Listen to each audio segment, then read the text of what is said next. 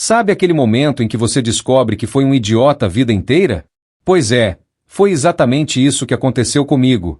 60 anos vividos, 35 de trabalho honesto, e eu ainda acreditava que família era sagrado. Que ingenuidade a minha! Tava sentado na sala quando recebi a ligação da gerente do banco. Meu coração quase parou quando ela disse que havia uma movimentação estranha na conta que eu tinha aberto especificamente para a faculdade da minha neta, a Isabela. 15 mil reais tinham sumido. Simplesmente evaporado. E o pior, não era a primeira vez. Senhor, o senhor autorizou essas transferências? A voz dela era profissional, mas eu percebi a preocupação subjacente. Que transferências? Minha voz saiu trêmula. Nos últimos 6 meses, foram realizadas 9 transferências. Total de 87 mil reais. 87 mil. Eu tinha colocado 120 mil naquela conta. Dinheiro que juntei durante anos, fazendo bico de encanador nos fins de semana, vendendo os utensílios que eu mesmo forjava no meu tempo livre. Cada centavo ali representava suor, madrugadas acordado, almoços pulados. Para onde foi esse dinheiro? Consegui perguntar. Para uma conta no nome de Ricardo Mendes da Silva. Ricardo. Meu filho. O sangue do meu sangue. O homem que eu criei, eduquei, ensinei sobre honestidade e caráter. Senti meu estômago revirar, uma náusea avassaladora tomando conta de mim. Como isso é possível? Eu sou o único titular da conta. Senhor, há um procurador cadastrado. O documento foi registrado há 8 meses. O senhor não se lembra? 8 meses atrás. Lembrei imediatamente. Ricardo tinha aparecido em casa com aquela conversa melíflua de sempre. Disse que precisava da minha assinatura em uns papéis do banco, algo sobre facilitar os depósitos para a conta da Isabela. Tolo que fui, confiei. Assinei sem ler direito. Ele era meu filho. Ora, para que desconfiar?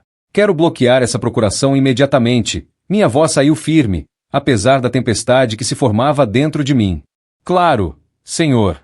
Mas vai precisar vir pessoalmente ao banco. Desliguei o telefone e fiquei ali, estagnado naquele sofá velho que testemunhou tantos momentos da minha vida. Momentos bons. Natal com a família reunida. Aniversários. As primeiras palavras da Isabela. E agora, testemunhava minha ruína moral. Não quis acreditar de imediato. Talvez houvesse uma explicação razoável. Talvez Ricardo tivesse pegado emprestado e esquecido de me contar. Talvez eu fosse realmente um idiota tentando justificar o injustificável. Peguei o celular e abri o aplicativo do banco. Ali estavam, registrados com uma frieza brutal, 9 transferências. A primeira de 5 mil. Depois 8 mil. Depois 15 mil. Como se ele tivesse testando para ver se eu perceberia. Como um ladrão experimentando até onde consegue ir antes de ser pego. Minha esposa, que Deus a tenha, sempre dizia que eu era bonachão demais. Que confiava fácil. Ela tinha razão. Sempre teve. Faz 3 anos que ela se foi, e todos os dias eu sinto sua falta. Principalmente agora. Ela saberia exatamente o que fazer. Ela sempre soube lidar com o Ricardo melhor do que eu. Lembro de uma vez, quando o Ricardo tinha uns 15 anos, ele tinha pego o dinheiro da bolsa dela sem pedir. 50 reais. Minha esposa descobriu e não deixou passar. Fez ele devolver, se desculpar, e ainda ficou 1 mês sem mesada. Eu achei que ela tinha sido dura demais. Ela me olhou com aquela sabedoria que só ela tinha e disse, se a gente não ensinar agora, ele vai aprender do jeito errado mais tarde. Ela tinha razão. Como sempre. E eu, idiota, sempre passava a mão na cabeça dele. Sempre relevava. Sempre arrumava desculpas. Ah, ele é jovem, vai aprender. Ah, todo mundo erra. Ah, é meu filho, tenho que apoiar. Apoiar. Será que eu tinha apoiado ou tinha sido conivente? Será que meu amor de pai tinha, na verdade, criado um monstro? Ricardo sempre foi complicado. Desde pequeno. Nunca quis trabalhar de verdade. Sempre procurando o caminho mais fácil. Eu tentei. Juro que tentei ensiná-lo sobre o valor do trabalho árduo. Levava ele comigo nos serviços de encanamento. Mostrava como consertar torneiras, desentupir ralos, instalar registros. Ele odiava. Reclamava que aquilo era coisa de pobre, que ele nasceu para coisa melhor. Coisa melhor. E o que seria essa coisa melhor? Viver às custas dos outros? Roubar do próprio pai?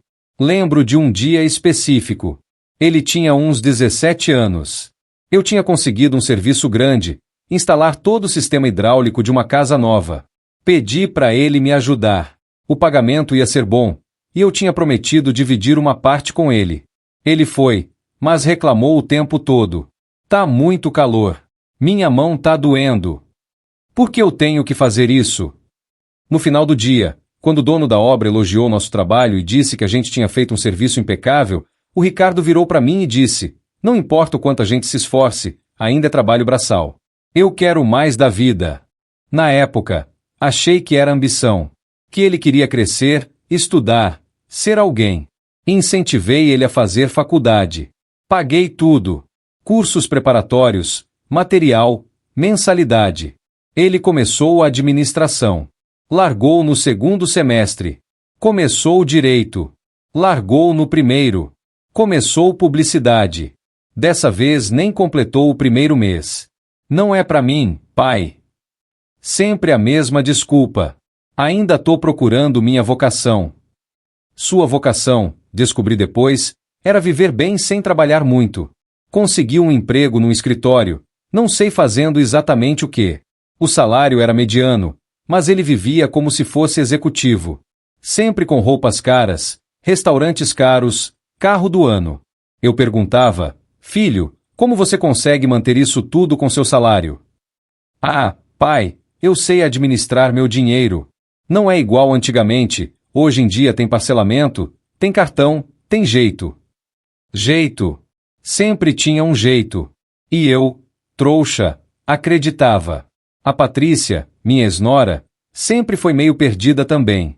Vinha de família com dinheiro, acostumada com certo nível de vida. Quando casou com o Ricardo, acho que esperava manter aquele padrão. E o Ricardo, por orgulho ou sei lá o quê, se esforçava para dar a ela aquilo que não podia dar. Isabela nasceu desse casamento conturbado. Mas aquela menina, desde pequena, foi diferente. Tinha algo dela que me lembrava minha esposa. Uma sensatez, uma doçura, uma honestidade genuína. Lembro quando ela tinha uns 5 anos. A gente estava num supermercado, eu, ela e o Ricardo. O caixa esqueceu de cobrar um item. Ricardo nem percebeu, mas a Isabela puxou minha calça e disse: vovô, o moço esqueceu de cobrar aquilo ali. Ricardo ficou irritado. Deixa pra lá, Isabela. Se ele esqueceu, problema dele. Mas a menina insistiu. E eu voltei e avisei o caixa. Ricardo me chamou de bobo depois. Mas a Isabela me deu a mão, apertou bem forte, e sorriu. Naquele momento, eu soube que ela ia ser uma pessoa boa. Melhor que o pai. Precisava confirmar minhas suspeitas sobre o dinheiro. Não podia simplesmente acusar sem ter certeza absoluta. Liguei para ele. Tocou 6 vezes antes que atendesse. Alô, pai, a voz dele soava irritada, como se eu tivesse interrompido algo importante. Filho, precisamos conversar. Tô ocupado agora. Depois a gente fala. É sobre a conta da Isabela. Silêncio. Um silêncio pesado, denso, culpado. Aquele silêncio te diz mais que 1000 palavras. Era a confissão que eu não queria ouvir. Que conta? Ele finalmente respondeu, mas a voz tinha mudado. Estava defensiva, aquele tom que ele sempre usava quando era pego fazendo algo errado. A conta que eu abri para pagar a faculdade dela. Aquela que tá faltando 87 mil reais. Ah, isso. Ele fez uma pausa longa. Posso explicar. Tô esperando, mantive minha voz calma, mas por dentro eu tava fervendo. Meu peito tava apertado, minha mão tremia segurando o telefone. Olha, pai, foi só um empréstimo. Eu tava passando por umas dificuldades financeiras. 87 mil reais de empréstimo? Em 9 vezes? Sem me avisar? Eu ia repor, pai. Juro. É que surgiram umas despesas inesperadas. Que despesas? Mais silêncio. Eu sabia. Sabia exatamente que tipo de despesas eram. Ricardo sempre teve um estilo de vida acima das possibilidades. Sempre quis ostentar. Carro do ano, roupas de marca, restaurantes caros. Tudo para impressionar não sei quem. Ricardo, esse dinheiro era para sua filha. Para a educação dela. Pro futuro dela. Eu sei, pai. E eu vou devolver, tá? Só preciso de um tempo. Quanto tempo você precisa para devolver 87 mil reais? Alguns meses. Talvez um ano. A Isabela entra na faculdade no próximo semestre. Ricardo. Daqui a 4 meses. Ela pode esperar um semestre, né? Ou então pegar um empréstimo estudantil. Foi nesse momento que algo dentro de mim quebrou. Não foi raiva. Foi pior. Foi decepção. Foi a constatação irrevogável de que meu filho, o homem que eu tanto me esforcei para criar direito, era um egoísta. Um aproveitador. Alguém capaz de sacrificar o futuro da própria filha para manter seu estilo de vida fútil. Vou desligar agora, falei, minha voz assumindo um tom que eu mesmo não reconhecia. Era um tom gelado, definitivo. Amanhã de manhã vou ao banco cancelar sua procuração. E quero que você saiba uma coisa, esse dinheiro não é mais seu. Nunca foi. E nunca será. Pai, espera. Desliguei. Minhas mãos tremiam. Não de medo ou nervosismo. De indignação. De uma tristeza profunda que eu não sabia que era capaz de sentir. Era como se um pedaço de mim tivesse morrido naquele momento. Fui até o quarto, abri o armário, e peguei uma caixa velha que ficava no alto. Dentro dela, tinha fotos antigas. Fotos do Ricardo bebê. Do Ricardo criança. Do Ricardo adolescente. Em cada uma delas, eu via esperança. Via potencial. Via um futuro brilhante. O que tinha dado errado? Onde eu tinha falhado? Tinha uma foto específica que me partiu o coração. Era do 10º aniversário dele. Ele estava com um sorriso enorme, segurando um bolo que minha esposa tinha feito. Ao lado dele, eu, com a mão no ombro dele, aquele orgulho de pai estampado no rosto. Olhando aquela foto agora, tudo que eu sentia era tristeza. Aquele menino tinha se tornado aquele homem. E eu não conseguia mais reconhecer nele o filho que eu tinha criado. Naquela noite não dormi. Fiquei revirando na cama, pensando em tudo. Em como eu tinha falhado como pai. Em onde eu tinha errado. Será que tinha mimado demais? Será que tinha sido leniente demais? Minha esposa sempre foi mais rígida com ele. Eu era o pai bonzinho. Será que foi isso? Lembrei de outra conversa que tive com minha esposa, uns meses antes dela falecer.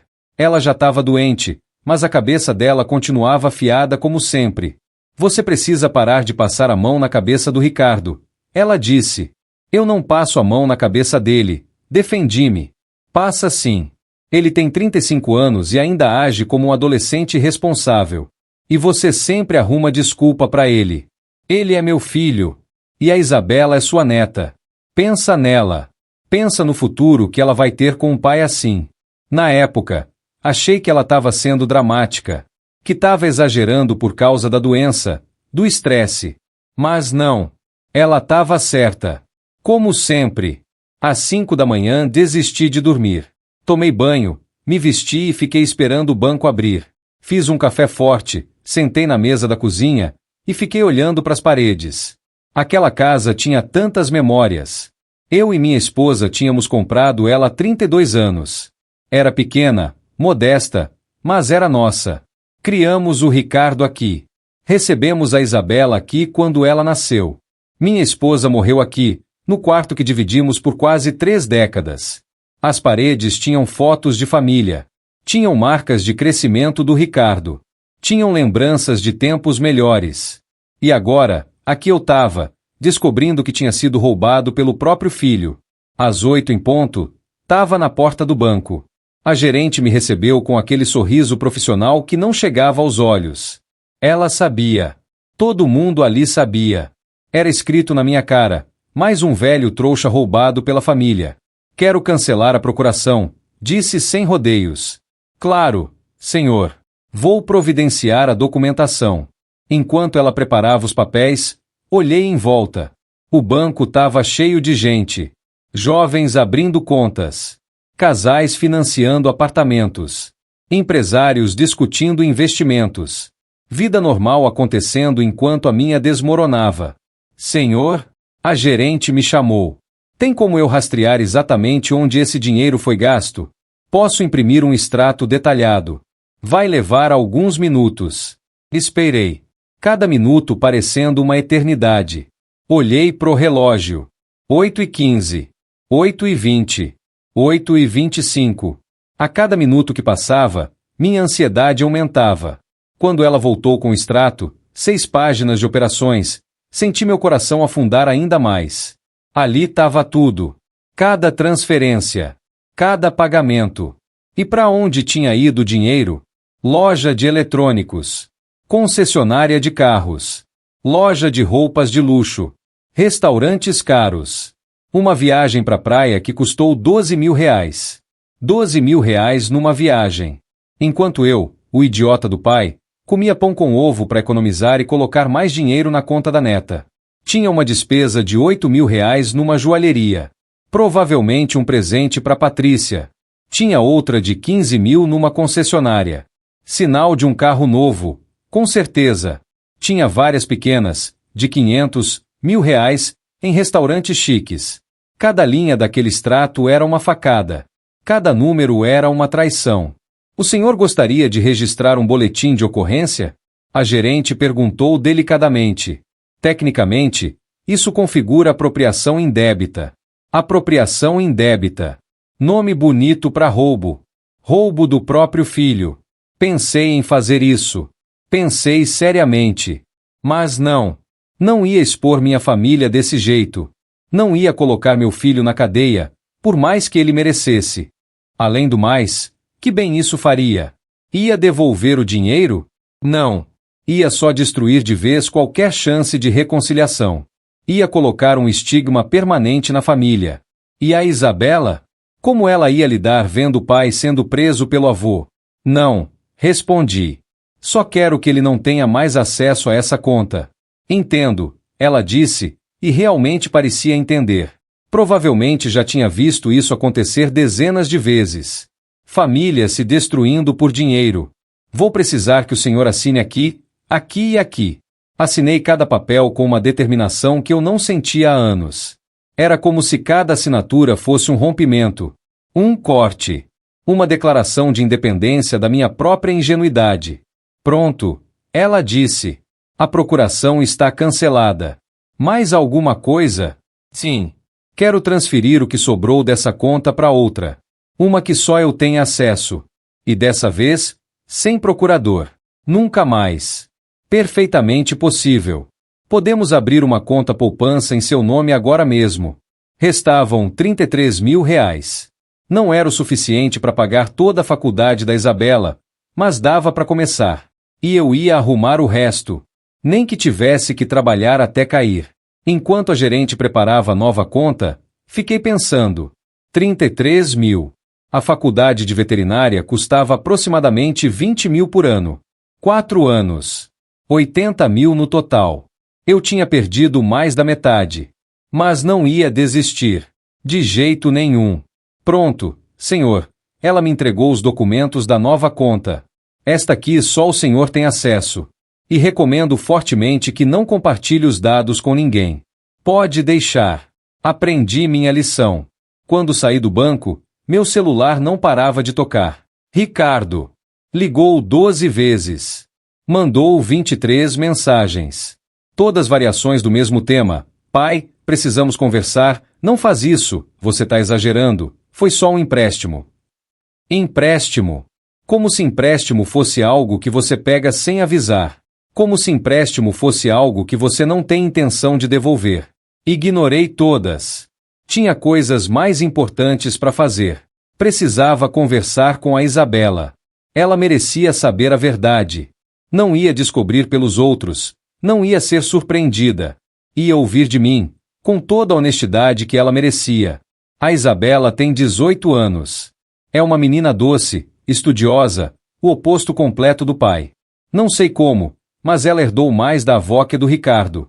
É aplicada, responsável, sonha em ser veterinária desde os 10 anos. E eu ia fazer de tudo para realizar esse sonho dela. Lembro quando ela decidiu que queria ser veterinária. Tinha levado ela num sítio de um amigo meu. Lá tinha cavalos, vacas, galinhas. A Isabela ficou encantada. Passou o dia todo cuidando dos animais, alimentando, escovando os cavalos, recolhendo ovos. No final do dia, quando a gente estava voltando para casa, ela virou para mim e disse: "Vô, eu quero cuidar de animais pro resto da vida." "É uma profissão bonita, minha flor." Eu disse. "O senhor acha que eu consigo?" "Acho que você consegue tudo o que quiser, desde que se esforce." E ela se esforçou. Sempre foi a primeira da turma. Sempre estudou mais que os outros. Sempre quis ser a melhor. Não por competição, mas porque ela realmente amava aprender. Passei na casa dela depois do almoço. Ela mora com Ricardo e a mãe dela, a Patrícia, minha ex-nora. O casamento deles é mais por conveniência do que amor, mas isso não é problema meu. Quando toquei a campainha, foi a Patrícia quem atendeu. Ela tinha uma expressão estranha no rosto, meio envergonhada, meio desafiadora. Sabia que eu sabia. "Oi, sogro," ela disse. Nunca gostei muito dela, mas sempre fui educado. "Boa tarde, Patrícia. A Isabela tá?" "Tá. Mas antes que você entre, preciso falar com você. Sobre o Ricardo. Ele tá desesperado. Disse que você cancelou o acesso dele ao dinheiro da Isabela." "É, cancelei mesmo." "E sabe por quê?" Ela baixou os olhos. Sabia. Claro que sabia. Provavelmente até tinha se beneficiado de parte daquele dinheiro. Talvez a joia que ela estava usando fosse comprada com aqueles 8.000 reais da joalheria. Ele disse que foi só um empréstimo. 87.000 reais de empréstimo sem me avisar? Isso não é empréstimo, Patrícia. Isso é roubo. Mas ele ia devolver. Com que dinheiro? O salário dele mal paga as contas. Você sabe disso melhor que ninguém. Ela não respondeu. Ficou ali, mexendo nervosamente com as mãos. Vi que ela estava usando um anel novo. Provavelmente daqueles 8.000. Patrícia, você sabia? Perguntei direto. Sabia o quê? Que ele estava pegando dinheiro da conta da Isabela. Ela demorou para responder. Quando respondeu, não olhou nos meus olhos. Eu desconfiava. Mas ele disse que você tinha autorizado. Que você tinha dado permissão para ele usar em emergências. Mentira. Ela sabia. O jeito que ela falou, o jeito que ela evitou meu olhar, tudo indicava que ela sabia perfeitamente o que estava acontecendo. E não fez nada. Talvez até tenha incentivado. Posso falar com minha neta ou não? Pode. Ela abriu a porta, mas antes de eu entrar, me segurou pelo braço. Só não fala nada que prejudique o Ricardo na cabeça dela. Ela ainda precisa do pai. Eu a encarei. Essa mulher tinha coragem. Coragem de defender o indefensável. Coragem de pedir que eu mentisse para minha própria neta. Patrícia, eu não vou mentir para Isabela. Ela merece saber a verdade. E se isso prejudicar o Ricardo na cabeça dela, o problema não sou eu. É o que ele fez. Entrei na casa. Tava diferente da última vez que tinha vindo. Tinha uma TV nova na sala. Enorme. Provavelmente 50 polegadas ou mais.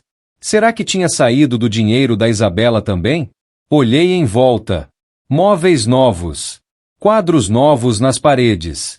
Tudo parecia mais luxuoso, mais caro. E tudo construído com o dinheiro que era para a educação da minha neta. Isabela estava no quarto, estudando. Quando me viu, abriu aquele sorriso que sempre me derretia. Um sorriso genuíno, puro, sem malícia. Vô! Ela se levantou e me abraçou forte. Que surpresa boa! Oi, minha flor. Como vão os estudos? Bem. Tô me preparando pro vestibular. Biologia tá difícil, mas eu tô dando conta. Que bom. Posso conversar com você um pouquinho? É importante. O sorriso dela diminuiu um pouco. Ela percebeu pela minha voz que era sério. Claro, ela sentou na cama e deu tapinhas ao lado para eu sentar também. Sentei. Peguei as mãos dela nas minhas. Elas eram pequenas, delicadas, mas firmes. Mãos que iam curar animais um dia. Mãos que iam fazer diferença no mundo. Isabela, você sabe daquela conta que eu abri para pagar sua faculdade? Sei. O Senhor sempre fala sobre isso. Fica dizendo que não vou precisar me preocupar, que tá tudo guardado. Pois é, aconteceu uma coisa. Seu pai. Ele pegou parte desse dinheiro sem me avisar. Vi o rosto dela mudar. A alegria deu lugar a uma expressão de dor, depois confusão, depois compreensão. E aquela compreensão foi o que mais me doeu. Ela não estava surpresa. Pelo jeito que ela reagiu, ela sabia que o pai era capaz disso. Quanto? Ela perguntou baixinho. 87 mil reais. Ela cobriu o rosto com as mãos. Vi lágrimas escorrendo entre os dedos. Seus ombros tremiam. E eu me senti um monstro por ter que contar isso a ela.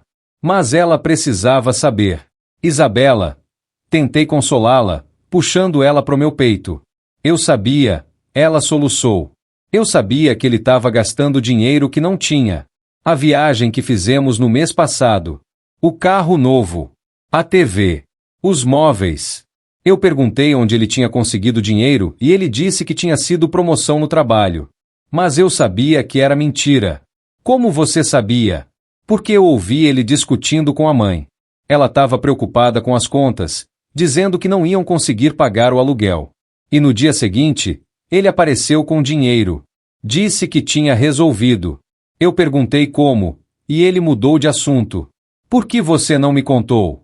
Porque eu não tinha certeza, vô. E eu tinha esperança de que fosse verdade. De que ele realmente tivesse sido promovido. Eu não queria acreditar que meu pai seria capaz de... Ela não conseguiu terminar a frase.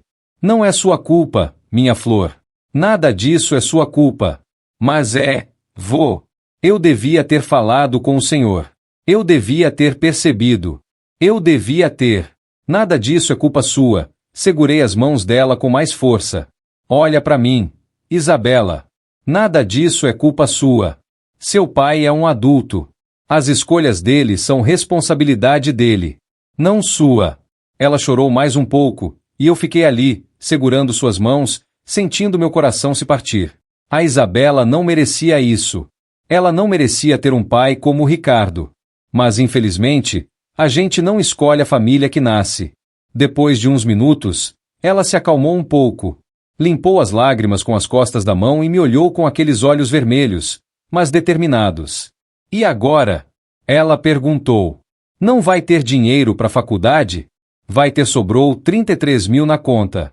E eu vou trabalhar dobrado para conseguir o resto. Você vai fazer sua faculdade, Isabela. Eu prometo. Vô, o senhor não precisa. O senhor já faz tanto por mim. Preciso sim. E vou fazer. Não importa o que aconteça. Você vai ser veterinária, como sempre sonhou. Mas e o senhor? O senhor já trabalha tanto. Tem 60 anos. Não pode se matar de trabalhar por minha causa. Isabela, ouve bem o que eu vou te dizer. Olhei fundo nos olhos dela. Não existe nada nesse mundo que eu não faria por você. Nada. Trabalhar um pouco mais? Isso não é sacrifício.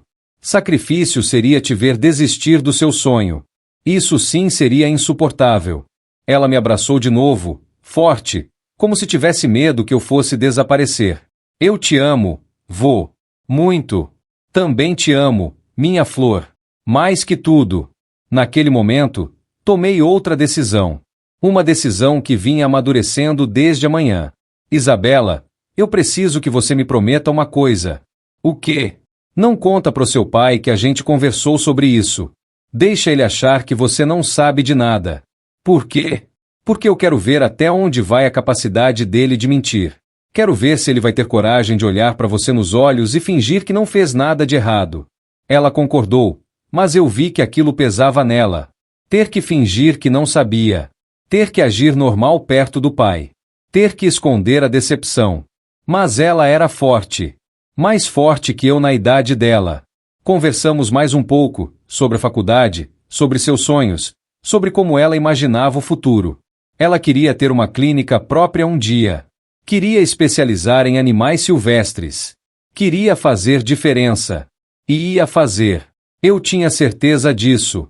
Quando saí de lá, a Patrícia estava na sala, fingindo ver TV. Mas eu sabia que ela tinha tentado ouvir nossa conversa. Patrícia. Chamei. Ela olhou para mim, nervosa. Só quero que você saiba uma coisa. A partir de hoje, qualquer dinheiro que eu der é diretamente para Isabela. Não passa pelo Ricardo. Não passa por você. É dela. Entendido? Ela assentiu. E outra coisa. Se eu descobrir que vocês prejudicaram ela de alguma forma, se eu souber que vocês botaram qualquer obstáculo no caminho dela, vocês vão ter que lidar comigo. E acredite, você não quer isso. Saí dali sem olhar para trás. Nos dias seguintes, Ricardo tentou de tudo para me fazer mudar de ideia. Apareceu na minha casa 3 vezes. Mandou mais de 50 mensagens. Até a Patrícia me ligou, implorando que eu desse uma chance para ele. Chance. Como se ele já não tivesse tido milhares de chances. Como se eu já não tivesse perdoado dezenas de vezes suas irresponsabilidades, suas mentiras, suas promessas vazias. Não, dessa vez não. Dessa vez eu ia ser firme. Pela Isabela. Pelo futuro dela. E, talvez, pelo próprio Ricardo.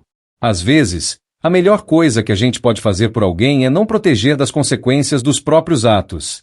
Na terceira vez que ele apareceu na minha casa, estava chovendo.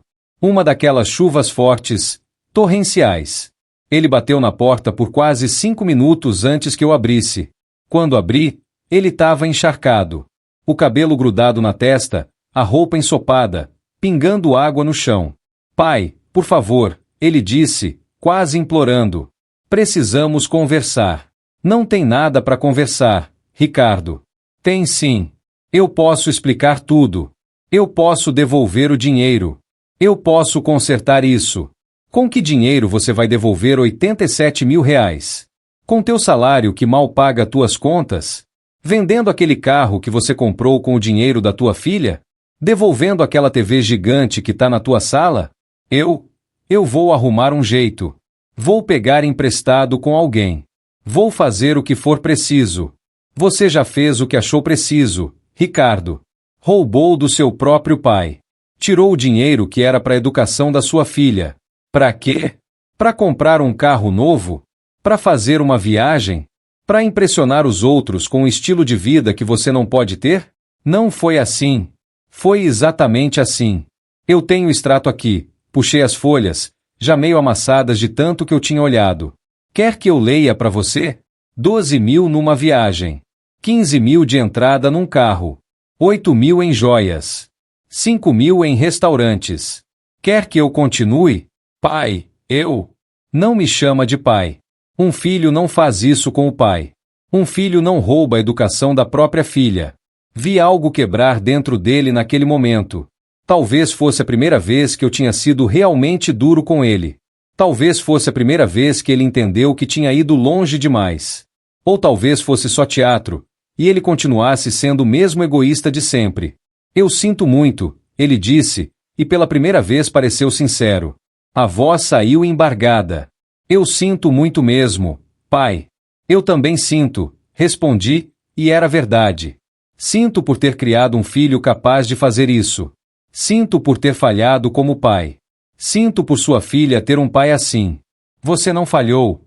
Eu que? Falhei sim, Ricardo. Porque um filho que presta não faz isso. E se você fez, é porque eu errei em algum lugar. Fui fraco demais. Passei a mão na cabeça demais. Relevei demais. Não foi culpa sua. Foi sim. Sua mãe sempre disse. Sempre alertou. E eu não escutei. Agora ela não tá mais aqui para me dizer eu avisei. Mas eu sei que ela diria. Ele ficou ali, parado debaixo da chuva, sem saber o que dizer. O relâmpago iluminou o céu atrás dele, e por um segundo, eu vi o menino que ele tinha sido. O menino que corria pela casa, que me abraçava quando eu chegava do trabalho, que dizia que queria ser igual a mim quando crescesse. Onde tinha ido aquele menino? Você precisa ir, disse, começando a fechar a porta. Pai, espera. Não. Não tem espera. Não tem desculpa. Não tem explicação. Você fez o que fez. Agora tem que viver com isso. E a Isabela? A Isabela vai fazer a faculdade dela. Isso eu garanto. Com ou sem você. Fechei a porta devagar e ouvi ele bater de novo, mais 2 vezes, antes de ir embora. Ouvi o carro dele ligar e partir. E fiquei ali, apoiado na porta, sentindo o peso de tudo que tinha acontecido. Aquela noite foi uma das mais difíceis da minha vida. Fiquei pensando se tinha sido duro demais. Se devia ter dado mais uma chance. Afinal, era meu filho. Meu único filho. O último pedaço da família que eu tinha, além da Isabela. Mas não. Eu tinha sido bonzinho demais a vida toda. Tinha relevado demais. Tinha perdoado demais. E olha onde isso me levou.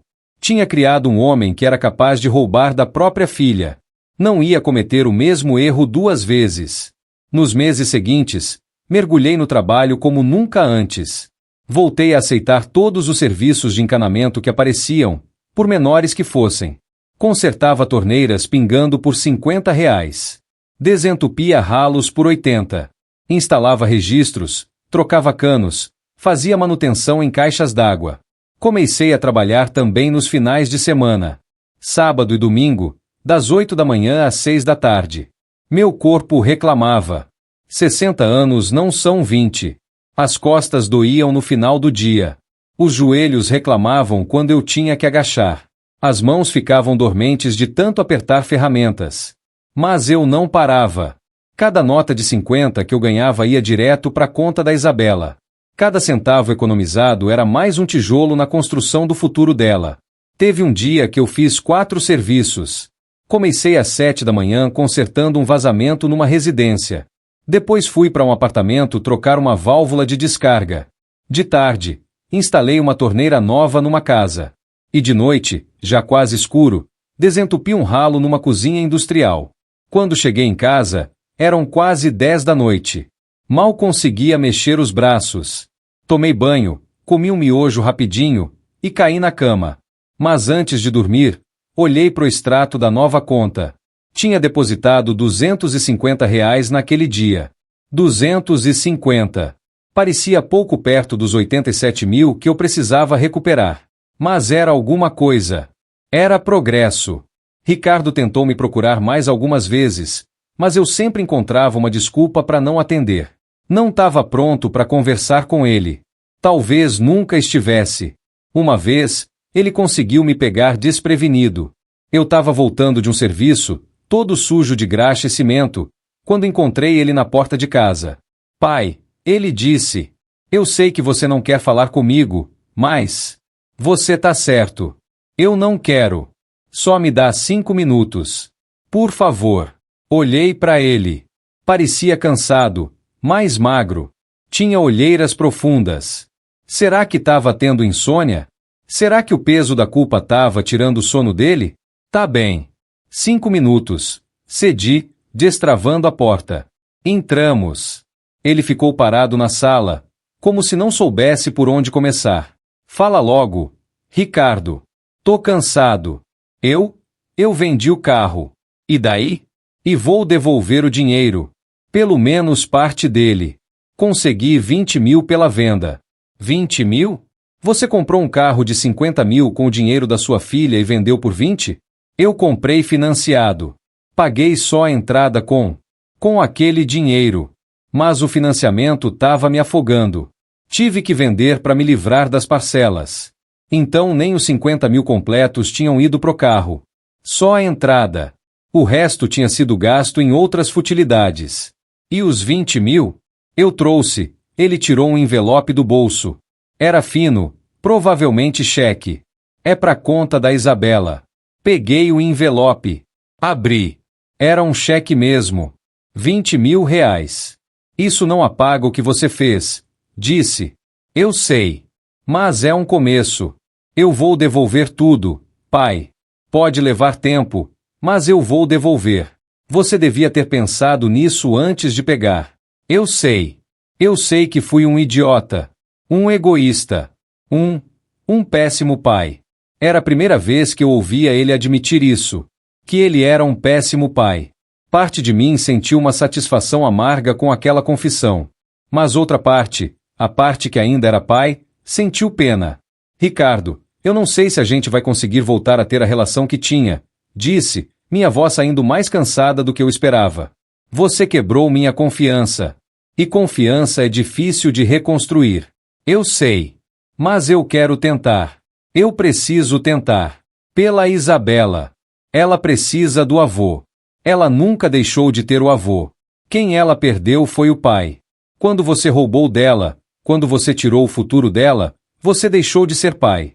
Virou só um homem que mora na mesma casa que ela. Ele abaixou a cabeça. Vi os ombros dele tremerem. Tava chorando. Eu sei, ele disse entre soluços. Eu sei que estraguei tudo. Eu sei que fui o pior pai do mundo. Mas eu quero mudar. Eu quero ser melhor. Então seja. Não por mim. Por ela. Comece sendo honesto. Comece assumindo as consequências dos seus atos. Comece trabalhando para devolver cada centavo que você pegou. Eu vou. Eu prometo que vou. Promessas. Ricardo sempre foi bom em promessas. O difícil era cumpri-las. Ele saiu pouco depois. Fiquei com o cheque na mão. 20 mil reais. Não era tudo, mas ajudava. Com os 33 que sobraram e mais esses 20, eu tinha 53 mil, faltavam 34. 34 mil parecia uma montanha. Mas eu ia escalar essa montanha. Um degrau de cada vez. A Isabela continuou vindo me visitar todo domingo. Era o momento que eu mais esperava na semana. Ela chegava, sempre com algo que tinha cozinhado, e a gente sentava na varanda para conversar.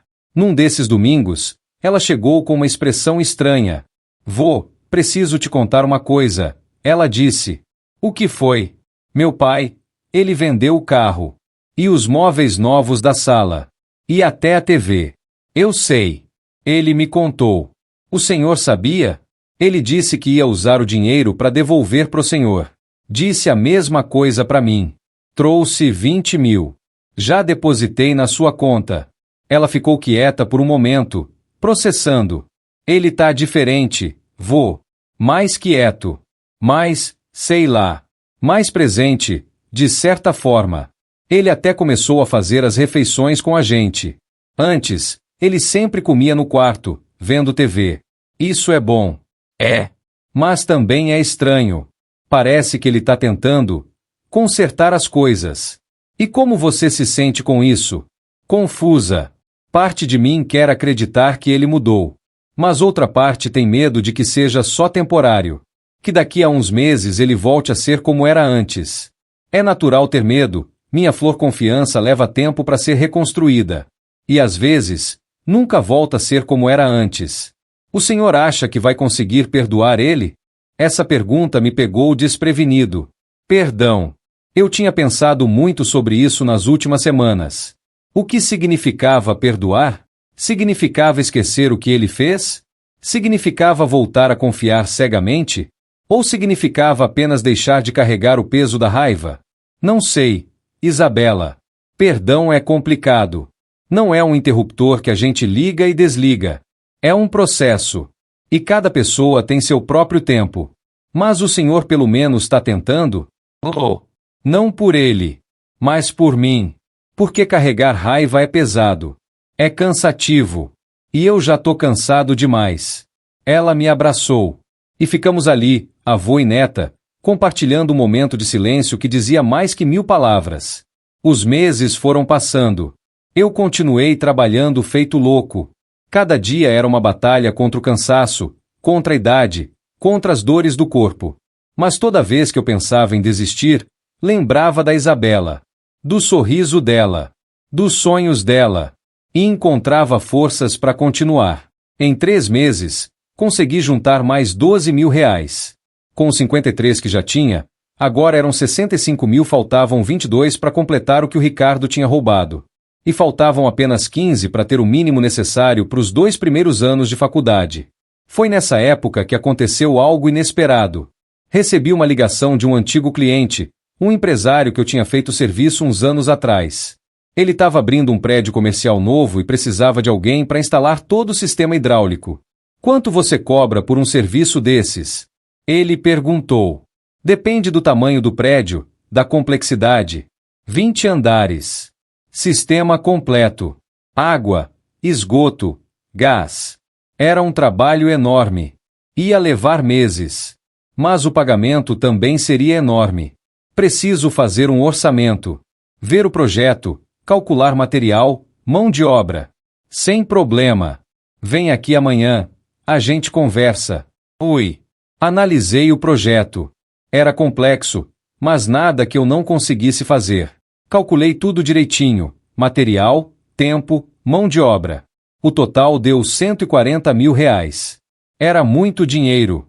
Provavelmente o maior serviço que eu já tinha feito na vida. Mas também ia exigir que eu contratasse ajudantes, que eu comprasse equipamentos, que eu dedicasse meses ao projeto.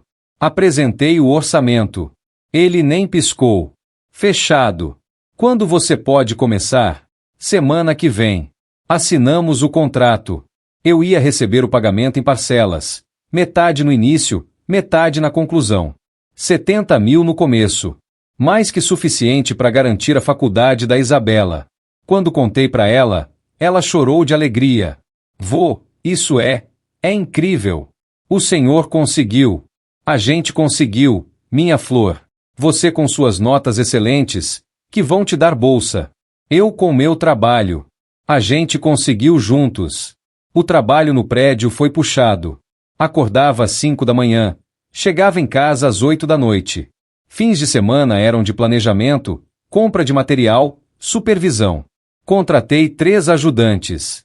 Ensinei eles, treinei, supervisionei cada detalhe. Teve dias que eu quase desistiu.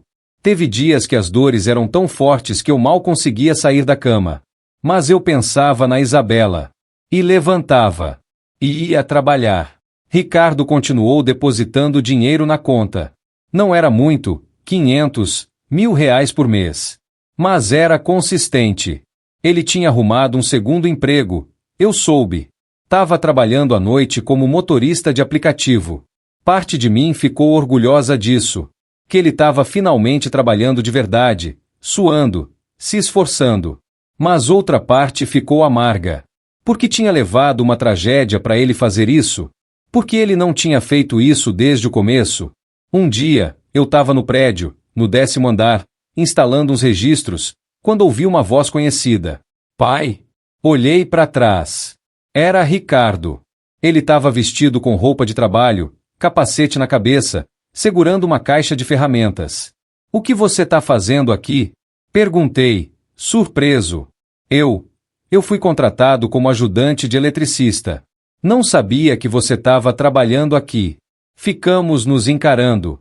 Aquele momento foi estranho, carregado de tensão e história. Tá precisando de ajudante? Ele perguntou depois de um silêncio. Eu posso ajudar nas horas livres. Sem cobrar. Você sabe fazer serviço hidráulico? Você me ensinou quando eu era criança. Eu lembro. Não vou ser perfeito, mas posso ajudar. Pensei. Parte de mim queria recusar, mandá-lo embora, dizer que não precisava da ajuda dele.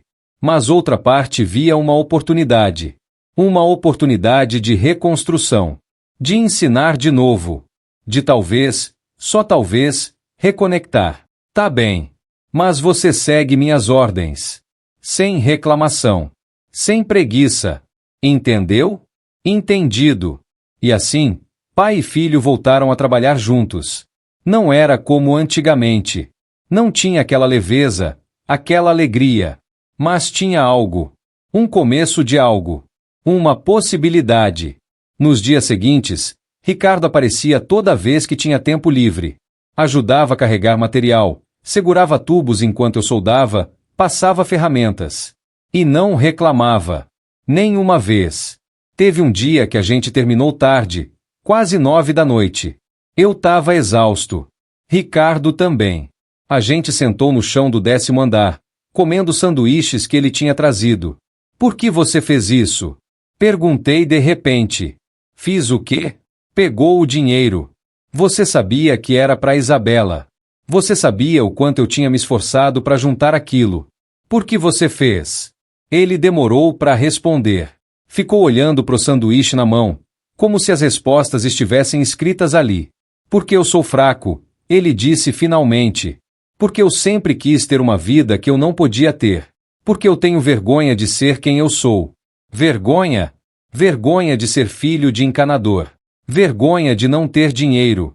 Vergonha de não ser importante. E você acha que eu não tenho vergonha? Minha voz saiu mais alta que eu pretendia. Você acha que eu não me sinto inferior quando vou num restaurante chique e todo mundo me olha torto porque eu não tô vestido direito? Você acha que eu não sinto quando as pessoas me tratam como se eu fosse menos porque eu trabalho com as mãos? Mas você nunca ligou para isso. Claro que eu ligo. Mas eu não deixo isso me definir. Eu não roubo, não minto, não destruo o futuro da minha família por causa disso. Ele ficou quieto. Vi lágrimas escorrerem pelo rosto dele. Eu não sei ser como você, pai. Eu não sei ter essa força toda. Força se constrói, Ricardo. Com escolhas. Todos os dias. Você escolhe ser forte ou ser fraco. Você escolhe fazer o certo ou o errado. E você tem escolhido o errado a vida toda. Eu sei. E eu quero mudar. Tô tentando mudar. Então continua tentando. Porque é isso que a gente faz. A gente tenta. A gente cai. A gente levanta. E tenta de novo. Ficamos ali mais um tempo, em silêncio.